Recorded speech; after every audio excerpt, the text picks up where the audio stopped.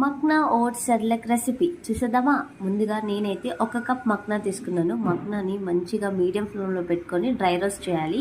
ఒకసారి చెక్ చేసుకుంటే క్రష్ అయిపోవాలి, అప్పుడే అది బాగా రోస్ట్ అయినట్టు. తీసి పక్కన పెట్టుకోవాలి. 1 కప్ మక్నాకి ఒక 3/4 కప్ ఓట్స్ అయితే సరిపోతుంది.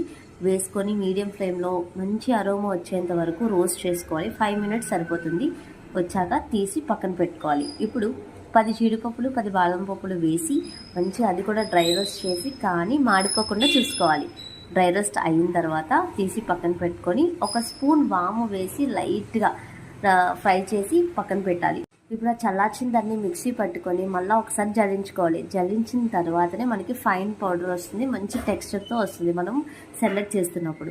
ఇది ఎయిటెడ్ కంటైనర్ జార్లో పెట్టుకుంటే చాలా రోజుల వరకు స్టోర్ అయి ఉంటుంది. ఇప్పుడు ఎలా తయారు చేయాలో చూసేద్దామా. ముందుగా ఒక చిన్న గిన్నె పెట్టుకొని అందులో ఒక గ్లాస్ వేసుకొని గ్లాస్ వాటర్ వేసుకొని 2 స్పూన్స్ పౌడర్ వేస్తే సరిపోతుంది. ఎటువంటి లంప్స్ లేకుండా కలిపేసుకొని లాస్ట్లో ఒక చిన్న స్పూన్ ఘీ వేసుకొని సర్వ్ చేయడమే, అంతే.